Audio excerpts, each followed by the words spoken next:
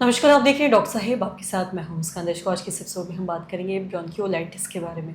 हम ये जानेंगे कि ये वायरल इन्फेक्शन किन कारणों की वजह से बच्चों में होता है, अगर किसी बच्चे को हो जाता है ऐसी स्थिति में क्या करने की ज़रूरत है, क्या इलाज है इसका। इस तमाम चीज़ों पे इस पे बात करने के लिए आज हमारे साथ मौजूद है बिहार के जाने-माने पेडियाट्रिशियन डॉक्टर संतोष कुमार। साथ ही आपको बता दें कि एनएमसीएच में कार्यरत है। सर नमस्कार, बहुत-बहुत स्वागत जी, है आपका। नमस्कार, सबसे धन्यवाद। जानना चाहेंगे, अगर ब्रोंकियोलाइटिस के बारे में बात करें, जी। एक वायरल इन्फेक्शन है तो ये इसमें बच्चों में क्या दिक्कतें आती हैं? क्या सिम्पटम्स दिखते हैं जिससे बच्चों को या उनके जो पेरेंट्स हैं, अभिभावक हैं, उनको जाके बच्चों को डॉक्टर से दिखाने की ज़रूरत है? हाँ, बहुत ही इम्पोर्टेंट है, ये बहुत ही कॉमन प्रॉब्लम है बच्चों में जो 6 महीना से लेके ढाई से 3 साल तक बच्चे होते हैं ना, उसमें ये बीमारी बहुत ज़्यादा कॉमन होता है। ये एक तरह का वायरल इन्फेक्शन है जिसको हम आरएसवी या रिस्पिरेटरी सिंसिटियल वायरस बोलते हैं। ये हमारे जो एयरवेज है मतलब नाक से लेके और फेफड़ा तक के बीच का जो रास्ता होता है ना, जैसे ट्रैकिया बोलते हैं, ठीक है ना? यहाँ का ये इन्फेक्शन है, ये बहुत कॉमन होता है। इसके कुछ इंपॉर्टेंट लक्षण होते हैं, जैसे कि जिस बच्चे को ये इन्फेक्शन होता है तो बुखार, ठीक है ना, सर्दी, खांसी,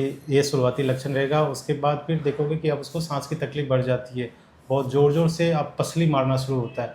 पसली मारना मतलब कि जैसे कि सांस की जो नली है ना, जब वो सिकुड़ता है ना, तो शरीर ऑक्सीजन लेना और छोड़ने का जो है ना, कार्बन डाइऑक्साइड जैसे हम छोड़ते हैं, तो ये जब टाइट होगा नली तो बॉडी ज़्यादा वर्क करता है। वर्क करने में उसका जो लक्षण अपीयर होता है, मतलब जो सिम्पटम आता है, वो होता है कि पसली मारना। पसली मतलब कि पजरा मतलब पेट और छाती का जो कोऑर्डिनेशन है सांस का, वो आपको प्रॉपर नहीं रहेगा। छाती ज़्यादा उठेगा, कभी पेट ऐसे धँसेगा, तो आपको प्रॉपर सिंक्रोनाइज़ेशन नहीं होता है। यहाँ कंधे के ऊपर आप देखोगे कि ज़्यादा धँस रहा है, उठ रहा है, धँस रहा है। छाती में जो 2 रिब होता है उसके बीच का जो स्पेस होता है वो मतलब कि कॉन्ट्रैक्ट कर रहा है। इसको बोलते हैं पसली मारना। इसका मतलब ये है कि शरीर में ऑक्सीजन का डिमांड कम है और फेफड़ा को ऑक्सीजन प्रॉपर मात्रा में नहीं मिल रहा है। इस तरह का जब भी लक्षण दिखे, इमीडिएटली आप अपने नज़दीकी अस्पताल में और बच्चे के डॉक्टर से मिलें, और इसका इलाज बहुत ही 100% सिक्योर होता है।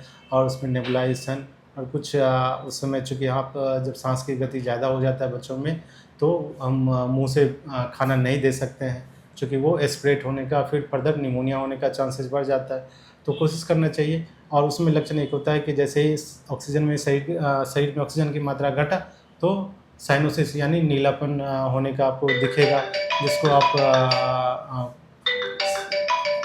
साइनोसिस बोलते हैं। जो इस तरह का लक्षण जब भी दिखे, आप इमीडिएटली अपने चिकित्सक से मिलें। जी। और साथ ही सर, अगर हम वायरल इन्फेक्शन के बारे में ही बात करें, तो ये बाकी और भी देखते हैं। अगर मानसून के बारे में हम बात करते हैं, बहुत सारे ऐसे इन्फेक्शन बच्चों में देखे जाते हैं या दिक्कतें होती हैं। ये ब्रोंकियोलाइटिस में ये मतलब कैसे अलग होता है बाकी, कैसे इसके सिम्पटम्स समझे उनके जो पेरेंट्स हैं, अभिभावक? देखिए, कॉमनली बच्चों में जो इन्फेक्शन होता है ना, वायरल और बैक्टीरियल, जो कॉमन कोल्ड होता है, ठीक है ना, secondary to common cold later, कभी-कभी बाद में बैक्टीरियल इन्फेक्शन हो जाता है, जिसके कारण निमोनिया भी डेवलप होने का चांसेस रहता है, ठीक है ना। तो जब निमोनिया होगा ना, उस तरह का जो फेफड़ा का नीचे वाला भाग का इन्फेक्शन होता है, तो उसमें बच्चा आपको सुस्त रहेगा, उसमें भी सांस की तकलीफ बढ़ेगी, मुँह हाथ नीलापन पड़ेगा, बुखार रहेगा, बच्चा सुस्त रहेगा, ये सारा लक्षण दिखेगा। और ये थोड़ा-सा उसमें ये रहे टाइम टेकिंग प्रोसेस, मतलब कि थोड़ा-सा टाइम लगता है। और ये जो ब्रोंकियोलाइटिस जिसको आप बोल रहे हैं कि जो कि आरएसवी वायरस से होता है, इसमें इमीडिएटली फर्स्ट सेकंड डे पे, और इसका एक एज ग्रुप है।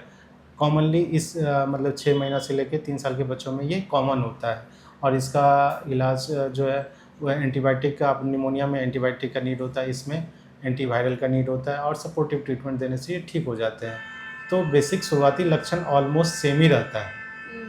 जी, जी। सर, बहुत-बहुत शुक्रिया तमाम जानकारी धन्यवाद। के लिए। और आशा करते हैं दर्शकों कि इसके जो सिम्पटम्स हैं, जो लक्षण हैं, वो आप भी समझ पाए होंगे कि कैसे इसका लक्षण देख के आप समझ सकते हैं कि ऐसे में बच्चों को दिखवाने की ज़रूरत है और उन्हें ब्रोंकियोलाइटिस हो रखा है। तो आशा करते हैं जो तमाम जानकारी है आप फ़िलहाल देख रही हो। तो आज की इस वीडियो में इतना ही। वीडियो देखने के लिए आपका धन्यवाद।